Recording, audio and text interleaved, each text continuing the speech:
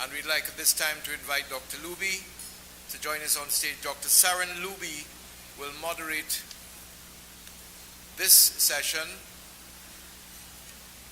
along with Jerome Alexander. Let me, as Dr. Luby makes her way on stage, again remind you that Dr. Saren Luby, who was one of our panelists yesterday, is a licensed clinical psychologist dedicated to guiding children and adults to recovery and helping them to lead healthier, more fulfilling lives. Her doctoral training in clinical community psychology was obtained from the University of South Carolina. Ladies and gentlemen, I now reintroduce you to Dr. Saren Luby, who is here this weekend representing the Children's Authority of Trinidad and Tobago.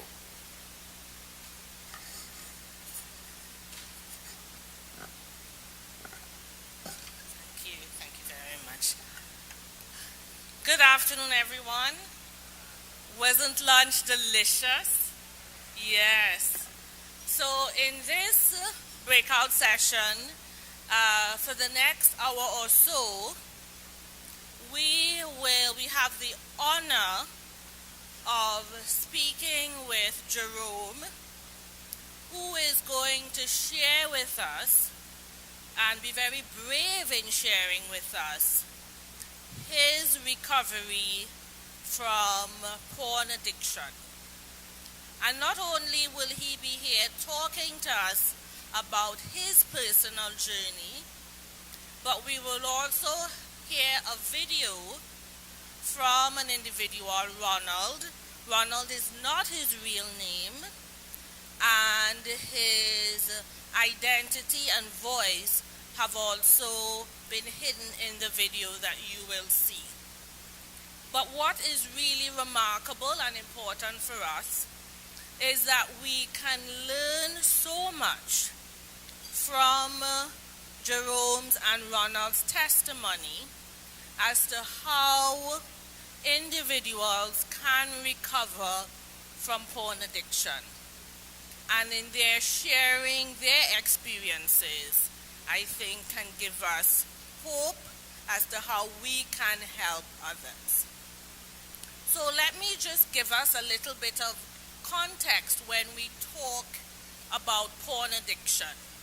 And in listening to both Ronald and Jerome, I want us to think about some of the signs of porn addiction, so that as they are talking, these are some of the things that we might want to listen out for.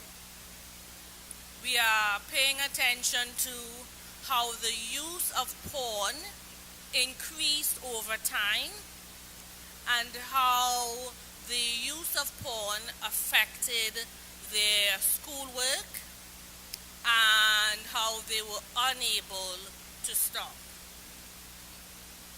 In addition, as we think about porn addiction, what the research has shown is that there are about 5 stages of pornography addiction. So when Ronald and Jerome are talking, let's also pay attention to these 5 stages where we can see the progression of this problem. The first stage is called addiction. And this is where an individual is, they are exposed to pornography and they increase their use of porn. They find themselves craving pornography and using it more and more. In the second stage, the use of pornography becomes an even greater habit. And that the initial images that they would have seen become more and more explicit. This stage is called the escalation stage. So as these individuals are talking, we would begin to track how this problem worsens and progresses. In the following stage, desensitization, what we have is a tolerance for pornography and a tolerance for the images. So what that means is that the graphic images which would have originally resulted in excitement and arousal no longer cause that response. And what is very interesting is that we know that in other forms of addiction, drugs, cocaine and heroin, for instance, we see the same issues of tolerance, where the same dose no longer has the effect that it once did. So in the desensitization stage, there is an increased amount of time being spent using and viewing pornography. And there is an increased search for more arousing material. The last stage is the acting out sexually stage. And this is where we see individuals acting out their pornographic behavior. I think I missed a stage. Addiction, early exposure. Did I miss early exposure? Yes, okay, great. Early exposure is where the individual is first, usually for boys, between the ages of 12 and 17. So listen closely to what Ronald and Jerome are saying and pay attention to the age at which they were first exposed to pornography. So in this early exposure, and in this case the boys at the time, men now, they may have inadvertently come into contact with pornography. And because, as we learned over this weekend, sexual stimuli arouses the brain and the body, and so boys, not understanding the danger, would continue to view pornography. But in the early exposure stage, they have not. This behavior is not a habit. It is where they have only just started to view pornography, and they find that over time that use increases. Okay? Did I cover all stages? Now, let's get to the last stage, and thank you for correcting me because I missed out one. In the acting out sexually stage. And this, unfortunately, is where we see this behavior really becoming a problem, primarily because individuals who are in this stage and who have a porn addiction would physically hurt other people and act out in illegal and harmful ways. So to make it very clear, so over the course of one's addiction to pornography, as we've talked about, because they have built up a tolerance to less graphic images, begin to seek out more and more graphic and explicit and violent forms of pornography. And even that, over time, no longer satisfies. And so then they begin acting out and wanting to live out what they have seen and what they've been inundated with. So they may be acting out scenes from videos, they may be communicating with others online, engaging in public sexual behavior, unfortunately as well, finding other individuals, maybe in some cases minors, in order to engage in with these sexual acts. Okay? So I just wanted to paint the context for you all so that you have an understanding of the progression of porn addiction. Okay? All right. So join me in warmly welcoming Jerome to the mic, and I just want to applaud his courage.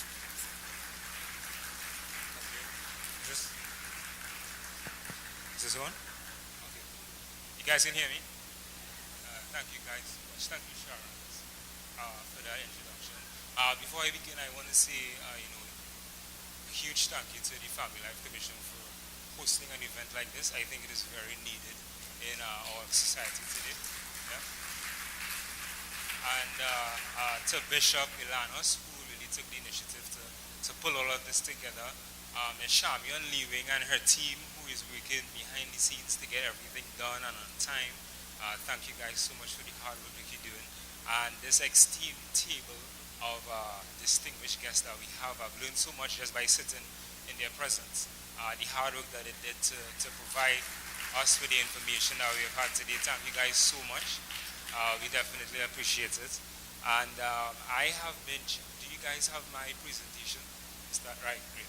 So I have been asked to speak on recovery and healing perspective from those who have struggled. And before I begin into that, I just want to give you a background as to, you go to the next slide, a little background as to who I am. And as rightly mentioned, my name is Jerome Alexander. It is just fortuitously that the second person who you guys are going to see, his name is Ronald, and my middle name is Ronald. But we have no affiliations. I just want to make that clear, right? And so I grew up, born and raised here in Trinidad, raised in Port of Spain, St. James to be exact. And I grew up in St. James, come from a nuclear family. I have my mom and dad, and there were four of us. I have an older brother, an older sister, there's myself and a younger brother. And my mom really was the one who really instilled in us faith and belief. And that had a profound impact on me. And I love church. I love going to church. Our home parish was St. Mary's Parish in St. James. I love church. I was involved in several different ministries, youth group, social justice, hospitality. Quite a few. I was in almost everything. So a lot of people knew me by seeing me. And I went to school at Maria Regina Grade School. From there I graduated to go on to St. Anthony's College. And then I got interested into engineering. So I went to the University of Trinidad and Tobago, where I did my Bachelor's of Applied Science in Process Utilities in Electrical Engineering. And my first set of work was in the oil and gas sector. Then I transferred from that and I went to the food production sector because oil isn't doing so well. So I am where I work currently right now at Coca-Cola. And so growing up, like I mentioned, my mom really instilled in me faith and belief. Not really by talking, but by her example. So I remember waking up 5:30 every morning to go to the early Sunday morning mass. And I fell in love with church because of that. And my faith continually grew. And one of the things that I love, we can go to the next slide. In our home, TGIF, thank God it's Friday. At our home, we had a ritual.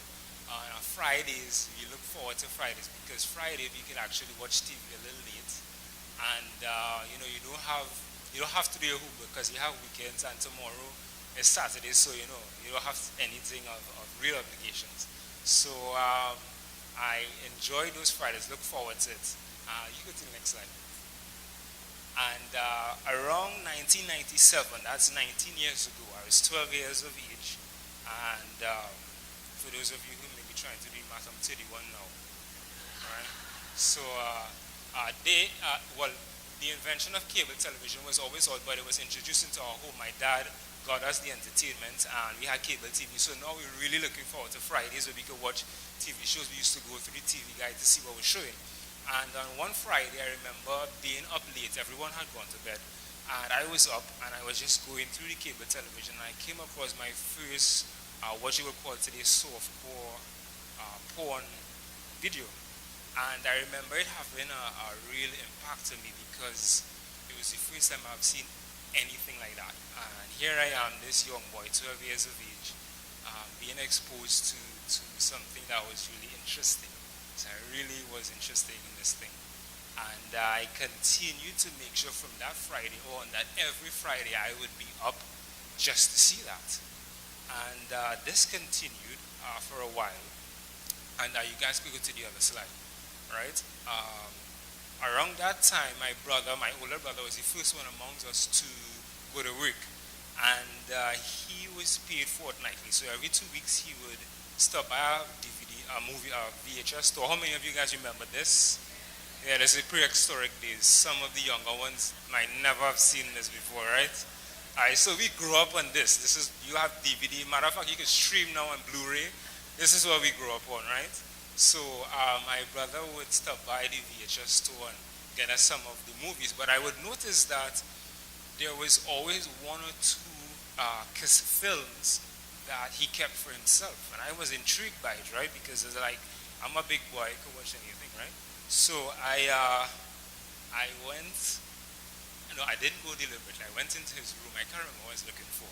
And I stumbled upon one of the cassettes that he keeps for himself. And so I decided curiosity has a funny way of getting you. So I decided that I'm going to look at this thing. So I waited until nobody was at home, and I put it in. And I kid you guys not, if by divine revelation I had known what I was going to see, I would have never prospered. So I did. And pressing play immersed me into a world of hardcore pornography. It was the first time that, unlike softcore, that, back then softcore, the most you would have seen was probably a pair of woman's breasts. Other than that, it was more like love making and something like that. And then here you have this hardcore video. You see every single thing. And 19 years later to today, I can still remember the exact images that I saw on that day. It was so powerful. This happened just about a year from me seeing softcore. So softcore happened at 12 years, at 13 years, around that time my brother started working. That's when I first saw this. And it continued. It was my little secret. So when I first saw it, then and there was the first time that I actually masturbated to pornography. And it continued. It continued being my little secret, something that I continued to do. And around that time, I was now into St. Anthony's College in Form 2. They have a saying, birds of a feather flock together. A friend of mine, right, we happened to sit down by each other, and he was looking at the same thing. So what happened, we started to trade some of the stuff that he had with some of my stuff that I had. But then we hit a kind of brick wall, because my brother, at the age of 15, I was the age of 15, he decided to move out. He went on his own. And so I no longer had access to the VHS films. So I had to revert to what I first started seeing on cable television. And I noticed that what I was looking at on cable television no longer satisfied. I didn't know why. Now I'm noticing this like subconsciously, but not really taking note of it.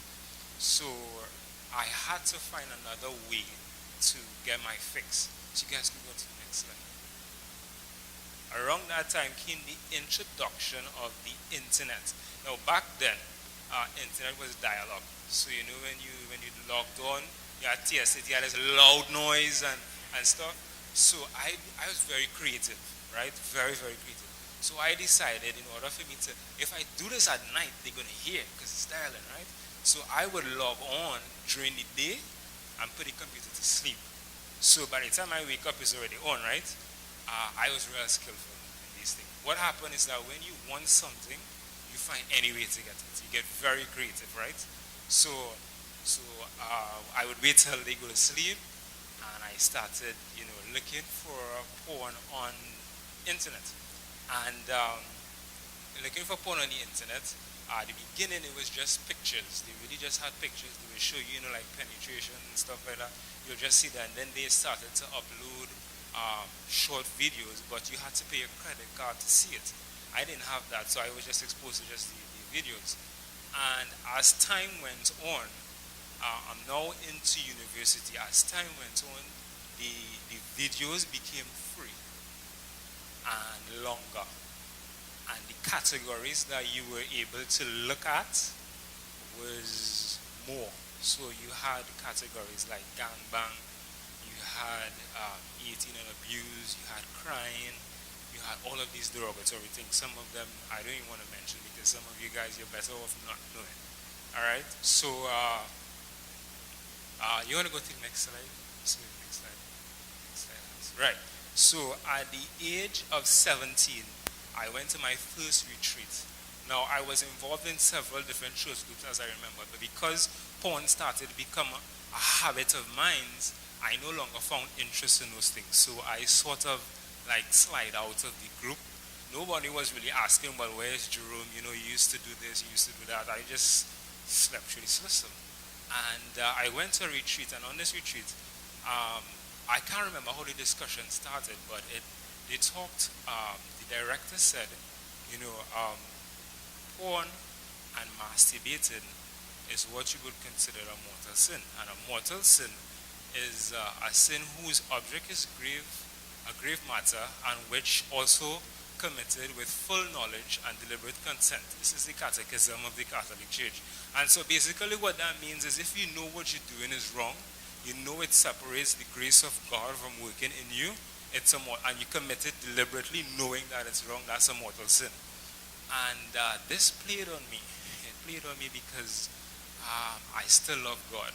I still wanted to do something for him, and I believed that he was calling me, that there was an anointing on my life. But by that age, porn had such a grip on me, it really didn't matter. So I said, you know what, I'm just going to ignore this. So I continued. It was very difficult to get away from looking at porn. And I noticed that girls didn't have effect on me. So throughout my teenage years, even into adulthood, I never had a girlfriend because porn became that for me. I could have seen all these beautiful girls. Subconsciously in my mind, I guess I believed they loved me. So, and I loved them. So why put myself out there to risk rejection and go through all of these problems in a normal, healthy relationship, right? I created this comfort zone where I was at home so I could avoid all of that human interaction. So this continued into university. I'm into university. And like I said, I kept it a secret. So I did not allow anyone to know that this was happening. So I kept up my grades. I was still active school playing football. I was into track and field. I modeled as well, represented Trinidad internationally and locally. And even while I was doing this, while I had a social presence, no one knew what was going on behind closed doors. I kept it a secret.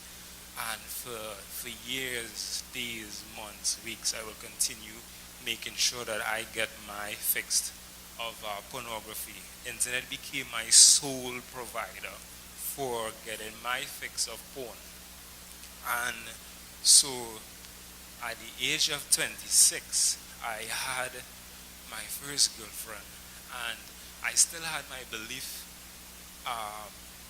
of wanting to serve God. So I said, okay, here's what we're not going to be intimate until marriage, right? And I was cool with that because I never told her that I was getting my fix. So she was like on her own. I was just there like physically, and I really didn't mind. I just had like, by social standards, you want to have a girlfriend. So I did that. And that relationship ended, but it had nothing to do related to porn. But what I realized, I was always reflective. I always used to look at my actions and see the change that was happening gradually. And I noticed that in that relationship, there were occasions when we had temptations, when we were closer and we were getting intimate. And it was like an out-of-body experience because here I am, and I'm not Jerome. At that time, I was physically a virgin, but in my mind, I was gone. So whenever the occasion of temptation came and we were getting intimate, my behavior was shocking to her. I could see the expression on her face. It's like, this is not what it's supposed to be, because if you have never been intimate with a girl and you're doing what you're doing, then, but she didn't have the courage to say that to me. I guess she didn't want it to. I don't know why, but I just pretend like, it's like whatever. But so that happened, and then when that happened and I realized the change in my behavior, I sat back and I took notice. So I was like, this is not me. Like, honestly, this is like living in someone else's body, and I could not explain it for the life of me. Keep in mind, I come from a family that is strongly Catholic, full faith and belief. My dad is a respectable man. My mom is a respectable man. And we carry this surname that is, I pride myself as Alexander the Great. So I didn't want to make my family look bad. So I started secretly looking for help. I went using the same medium, the internet, looking for people who were probably going through the same thing, but unfortunately I didn't find any. The few testimonies I found were of people who had their face distorted, their voices changed, and I really couldn't identify with that. So I just left it as, there's no help out there, let me just continue doing this. But my soul was crying out. It was almost like spiritual suicide, even though I would commit the act. And now knowing that what I was doing was a mortal sin. You cannot, as a Catholic, receive Holy Communion in the state of mortal sin. So there were many times I would go to church, and because prior to going to church I would have looked at porn, I had to basically sit in the pews when it's time for communion and look at everybody go up. And in my mind, it was like everyone was going into heaven and I was sitting back here with this sin. And that introduced depression in my entire demeanor. My self-esteem went down. My self-image was non-existent. I realized as well that anytime I was alone, bored, angry because of some disagreement I may have with someone, anytime life sent a setback, I would go to porn. That was my escape. Anytime anything became too difficult in life to deal with, porn became my escape. So when that relationship ended, porn was my fix, because I didn't know how to deal with rejection. I didn't know how to deal with the fact that I'm no longer in this relationship. And I put myself out there because I really did want it to work, but it didn't. And so that happened, and I realized that I really needed help, because what really turned the need for help was when I noticed the way I reacted with her when I was in that relationship. It was not me. Honestly, I tell you guys, I could not explain it. It is honestly like an outer body experience, because I'm doing it physically. I'm there consciously, but inside is like, this is not you. What are you doing? And I'm saying the same thing that I heard. I'm doing the same thing that I've seen. And I just couldn't stop myself. And so I continued looking for help. And you want to go to the next slide? I continued looking to help, and then I found this guy. His name is Tony Litzter. And Tony Litzter was a recovering porn addict who went through a series of professional help, and he brings together a program that can help individuals. And I went through his program, and in the second week of his program was a silver bullet for me. He said, no matter what I say to you, no matter what psychiatrist you go to, what medication you take, what retreat you go on, nothing will efficiently work for you unless you make the decision to change. You have to want change. And I paused the video, and I took 2 weeks to answer that. 2 weeks before I can say, yes, I want to change. Because what had happened is that I wanted the best of both worlds. I wanted to serve God, and I wanted my fix of porn. And God was saying to me, you cannot have two. You either choose that side, or you come with me. And there began the most difficult thing I've ever done in my life. Calculus and differentiation and stuff, that is child's play, compared to having to do to go through the withdrawal symptoms. I had to change everything. I mean, everything. I had to change from the type of food that I eat to the people I associated with. I went through my phone, and the friends that I have who were not willing to make the change, I deleted their number, because I cannot associate with people who would bring me back into what I'm trying to get out of. And so I continued praying and asking God forgiveness. I took it a next step further. I started to fast, make sacrifices, really believe, because I knew that there was a higher calling on my life. And as I continued to go on, I felt different changes in my body that were good. I started to do meditation. I read up on my mind on what happens when you're addicted. I found out what were my triggers. So anytime I was alone, porn was automatically in my mind. So I had to eliminate the amount of time I was alone. So because I had made this decision and I knew I wanted to change, I got back involved in church.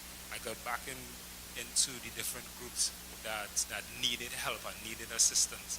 And I decided to reach out to people. I came into contact with Fight the New Drug. That's Clay's organization, and I would read the post that they would have. And there is a lady who named Shelley Lubin, who really opened up my eyes to the truth about pornography, about what happens behind the camera lens to these girls. And knowing that half of these porn that are filmed, most of them they have STDs, and you can clearly see that they have that and they're still filming. And that woke me up even more. And my heart went out to them, because I'm like, I am supplying this.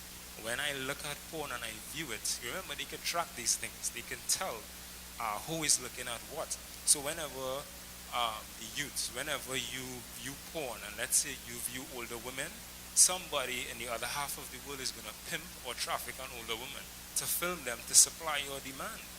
And that's what really goes on. You can go to the next slide. What really is porn? It's a business. It's a $97 billion industry. Think about it. If you had a business that was doing $97 billion, would you quit? You probably would not quit. You guys are quiet. You know you ain't stopping. $97 billion at the end of the month with no degrees? You have to be kidding. Right? So it's supply and demand. When you look at porn, you create a demand for whatever you're looking at. And somebody is going to find a way to supply it. So at the end of the day, what is fueling porn? We want porn to go away. We want it to stop. We've seen the devastation it's causing to our family, our friends, and our loved ones, to our country, and the world at large. But every time you continue to view it, this is what happened. So I took the onus upon myself to change, that I would be the one that would stop first. And before I even speak to anyone about my struggle, I need to make sure that it starts with me. Mahatma Gandhi said, you need to be the change in the world that you wanted to see, right? It starts with you. And so I started studying words. I started understanding, the power of your five senses, particularly your eye gate and your ear gate, the things that you see, the things that you hear. It goes into you. There's this word called, we live in the information age, right? Anything you want is by a click of a button. But when you take a look at the word information, it goes into you, and then it forms. And then you have shun, is action. So the information that you're looking at, the things that you see, it creates an emotion, and then you act off of that. So when you're exposed to the news, I do not look at the news. I don't even read the newspaper. If I read the newspaper, I start from the sports, and then I stop where classified starts. I don't look at the news. I'm not saying that I want to be sensitized to what is going on around me, but funny enough, bad news have a way of traveling, and it has come back. Like what happened to that prostitute who died? I had no idea, but I found out now. I don't need to get the direct news, because I know what that is going to do into me, and that's one of the reasons that I needed to stop looking at certain things, hearing certain things, because it would trigger something that would take me back to a temptation. And so, we have a lot of experts here. Guys, the youths that are here today, you guys should be by my table. As a matter of fact, I'm going to give up my seat so you guys can come here and talk with these experts, because these are the people I need to do. You want a presence in Trinidad? No one is willing to come up and do what I am doing. No one. And that's okay. That's okay. I would be the first one to come out and say, I had that problem.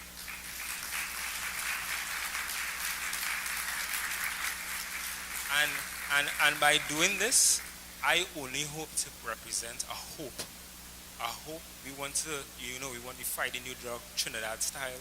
We want to help all of those who are in addiction. We want to help the parents. Our experts are saying that they're overburdened with what is going on. How are we going to help them? It starts with you. When we leave here today and we go home and you go back into your comfort zone, what decision are you going to make to change? It starts with us. Mrs. Slaughter talked about it. Are we going to continue to hold these nice events where everybody come here and look nice, and then we go back home and say, we need to change? What are we going to do? So I've started, guys, and I know that porn will outlive me. But it is my hope that what we have started here, what the Archdiocese is doing, and what many of you guys want to do, it would see the end of porn. We may be dead and gone, but what we have started would help the next generation. And so that when you meet your father at the end of the day, you can say, this is what I've done. Thank you.